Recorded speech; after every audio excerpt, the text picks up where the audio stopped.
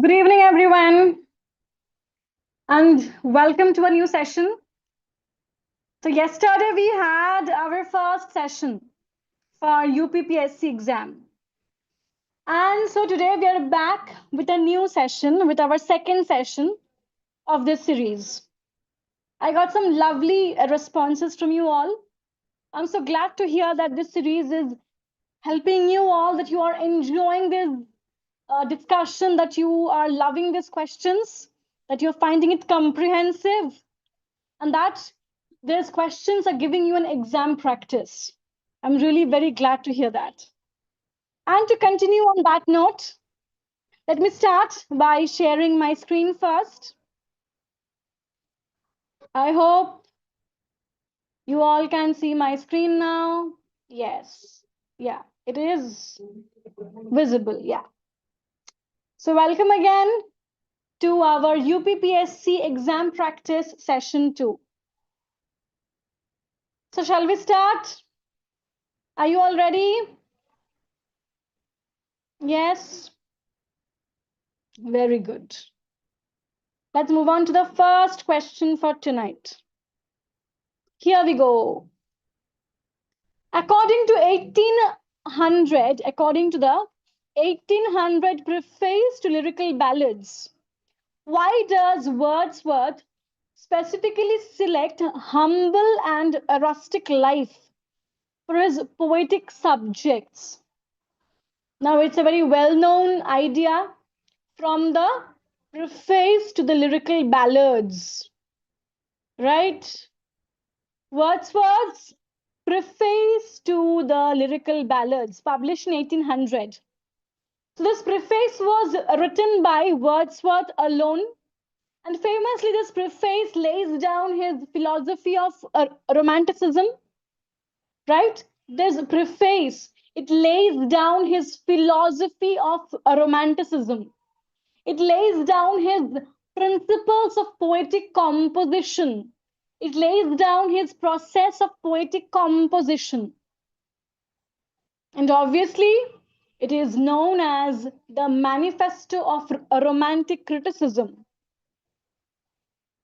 So, in this essay, or in this work, in this preface, he talks about how we should write, or poetry should be in a simple language, how poetry should express the emotions of man, right? He also mentions that why rustic life, village life, life of common man should be the subject matter of poetry.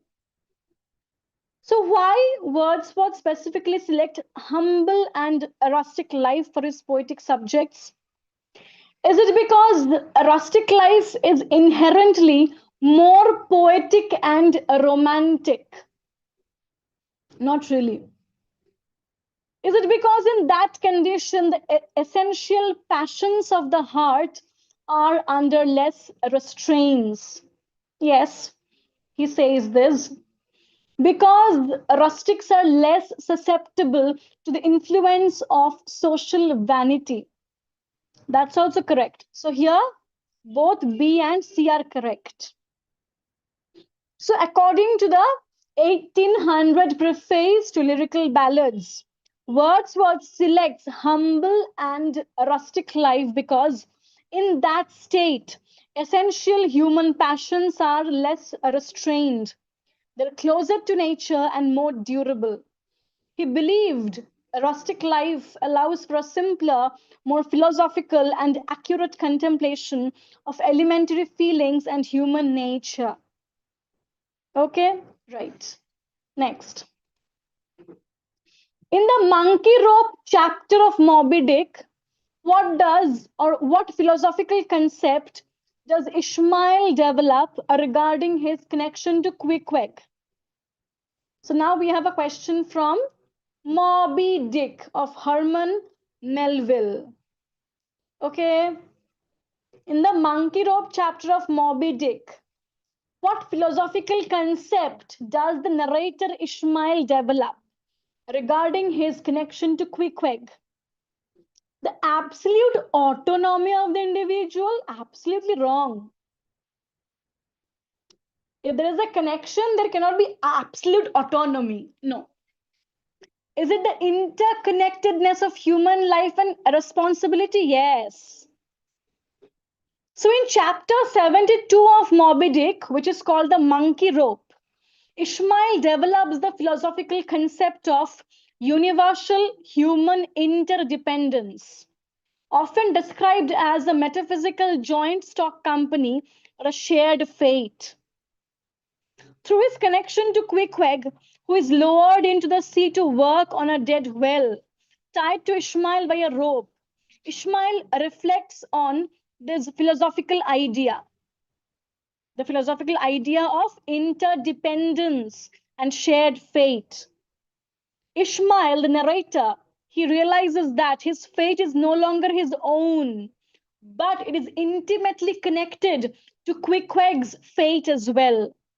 If Queequeg sinks, Ishmael will be pulled down with him. So human interdependence, this interconnection. All right, it's a very crucial idea of this work. I hope you all got it. Right.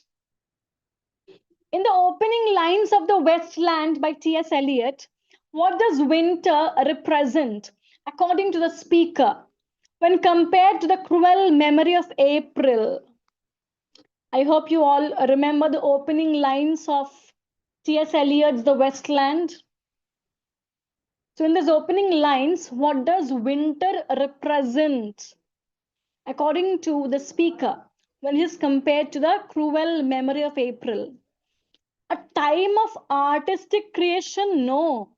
This work is about artistic sterility, barrenness. A time of spiritual awakening? Not at all. Again, it's a time of pessimism that T.S. Eliot is talking about.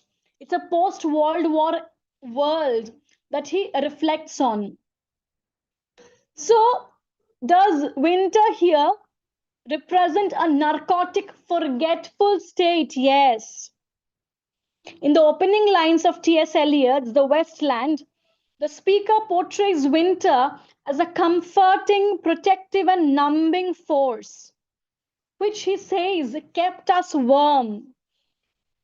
According to the speaker, this winter allows people to hide from the painful demands of growth, memory, and desire brought by the cruel springtime. So here, winter lets you forget things. And we know that sometimes forgetting is a blessing. Sometimes forgetting is a blessing.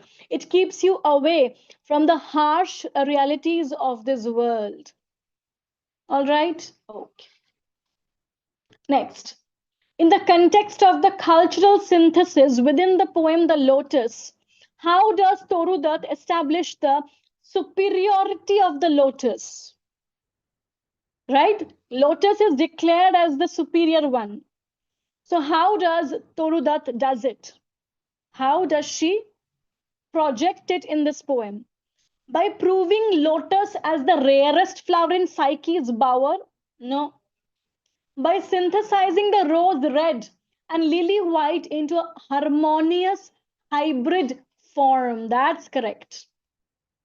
Toru Dutt establishes the lotus's superiority in this Petrarchan sonnet, The Lotus, by synthesizing Western and Eastern traditions. She presents the lotus as the perfect, harmonious blend of the rose's passionate color and the lily's stately majesty.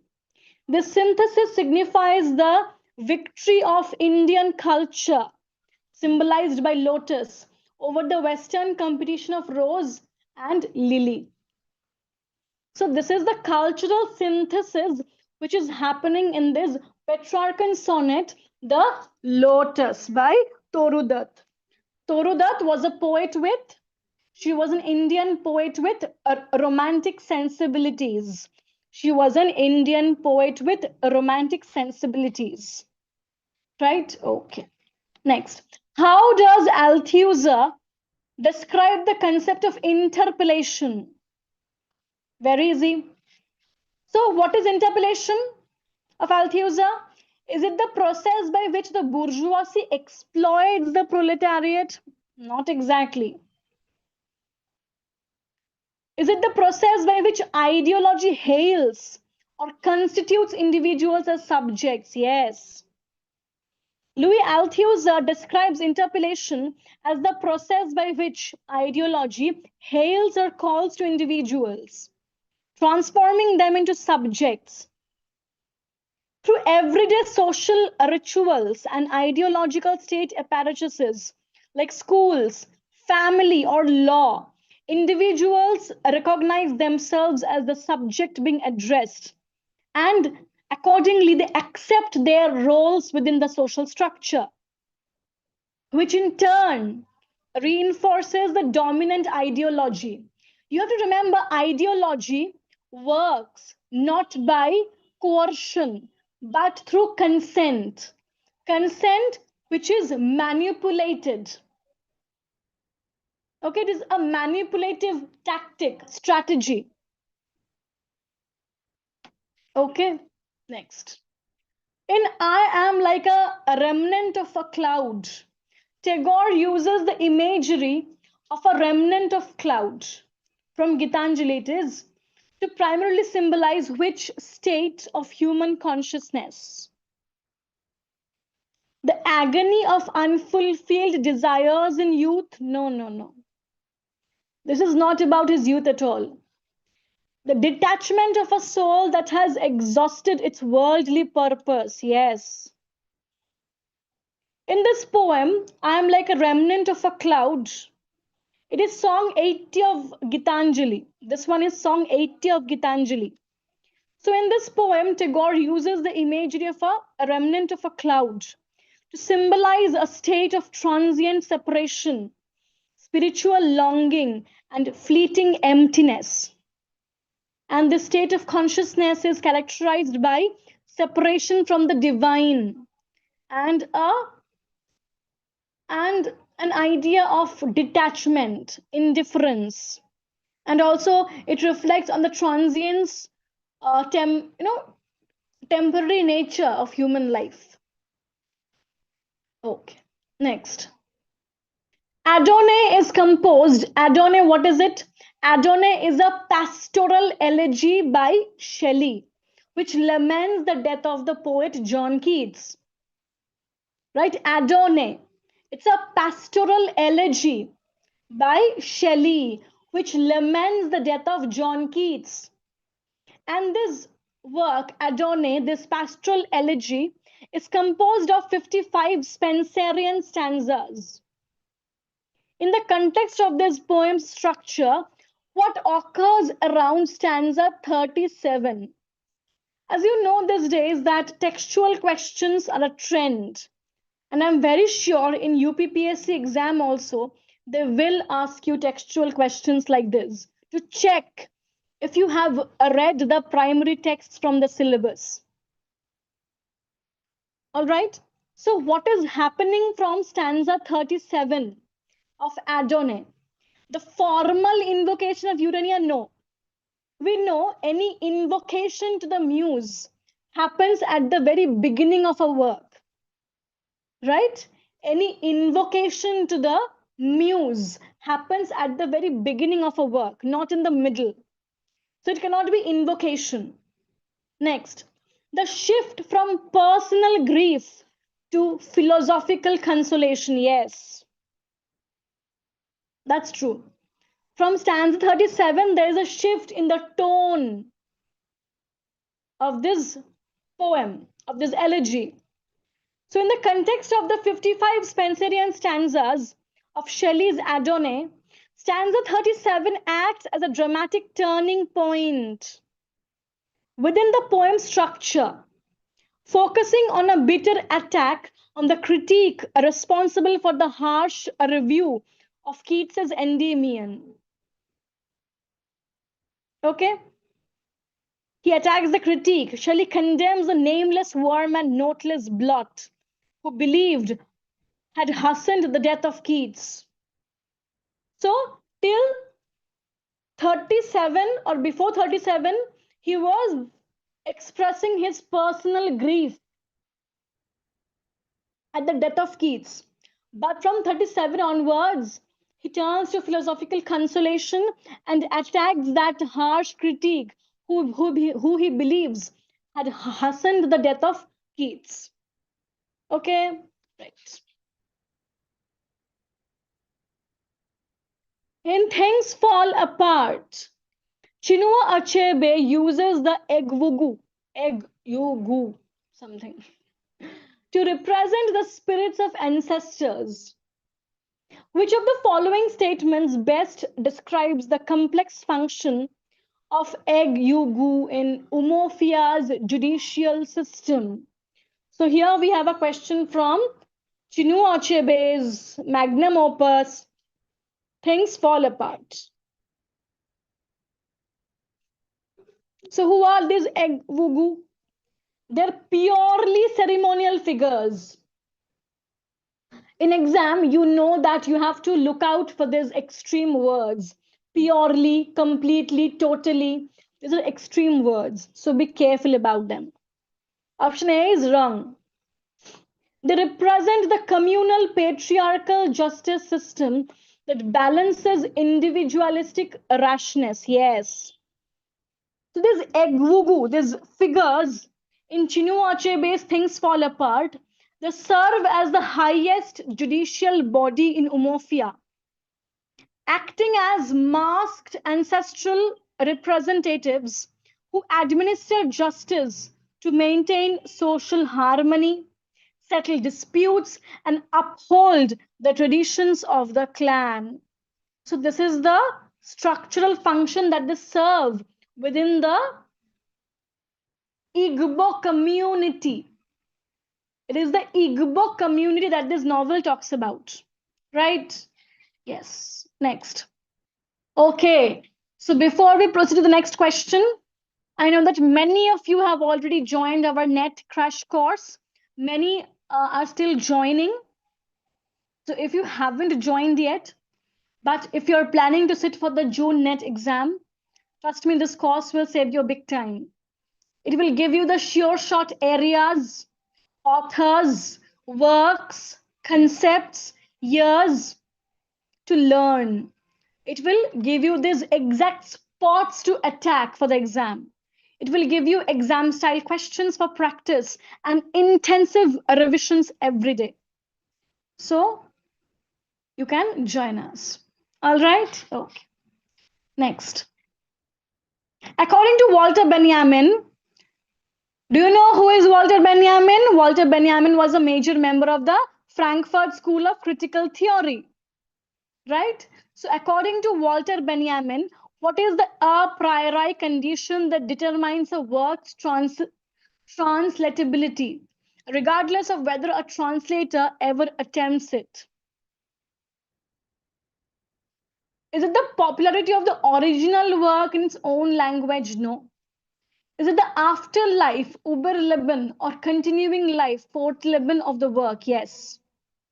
According to Walter Benjamin in his essay, The Task of the Translator, according to Walter Benjamin in his essay, The Task of the Translator, the a priori condition that determines a work's translatability is its inherent essential quality, or more specifically, the work's inclusion in an afterlife or survival. Okay, right.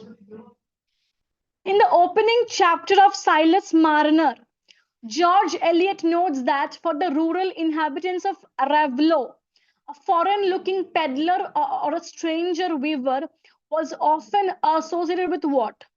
Intellectual superiority, miraculous healing powers, supernatural or occult connections, or political radicalism. It is easy question, tell me. What was Silas Marner, the weaver of Ravlo, associated with?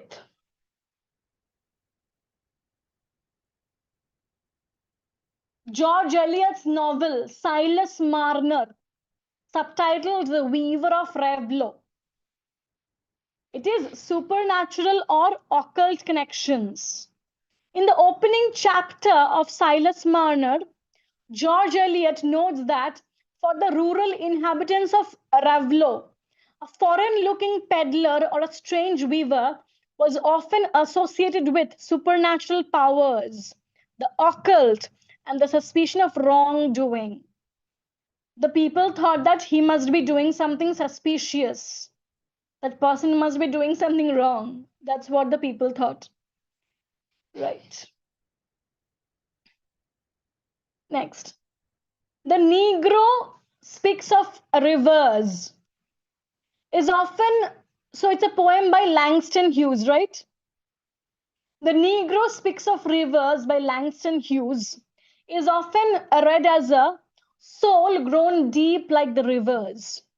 In the context of the poem, the speaker's soul most accurately represents what? An individual's personal memory of Africa? No. Soul grown deep like the rivers, a collective ancestral and historical consciousness of Black people? Yes. And this idea of collective consciousness, who talked about it? Tell me. It was Carl Jung. Carl Jung talked about this idea of collective unconscious, right? Collective unconscious. But here it is Black consciousness. Both are a bit different, obviously, but you should know that how it is psychologically loaded, how it can be read through the lens of psychoanalysis. How is this Black consciousness shaped by the contemporary events? All right, even in Coleridge's Kubla Khan, we see how Kubla's thoughts are shaped by his collective unconscious. Yes, Carl Jung talked about collective unconscious. Okay, next. In the novel A House for Mr. Biswas, the protagonist's lifelong struggle for a house is frequently interpreted as a post-colonial struggle. However, in what way does Naipaul suggest Mr. Biswas's quest is paradoxical? He seeks independence from a traditional joint family but ends up entirely isolated, dying in misery. No. He claims to desire freedom, yet he repeatedly seeks the financial support of the Tulsi clan. That's correct. This is the paradox of his journey of trying to liberate himself from the Tulsi family. In V.S. Naipaul's A House for Mr. Biswas, the protagonist's quest for a home is paradoxical because the house he finally achieves is both a triumph of personal autonomy and a structural failure, highlighting that true independence in a post colonial, neo colonial, and deeply stratified society is largely an illusion. While the house represents a necessary break from the oppressive communalism of the Tulsi family, it is physically unsound and brings him severe financial ruin. And because of that, he has to seek financial help from the Tulsi family again, the very people from whom he wanted freedom. And this is the paradox of his struggle for a house that was very much necessary, yes, but a house which also catalyzed his ruin, his downfall. The house here is very symbolic, this house. Next, in Act 2, Scene 1 of The Rover, The Rover is a comedy by Afra Ben. In Act 2, Scene 1 of The Rover, Angelica Bianca hangs her picture in the balcony with a specific price listed. Which character best serves as a structural mirror to her? Highlighting the irony that both are purchased for affection, yet one is a professional and the other is a noble woman. Tell me again, very easy question.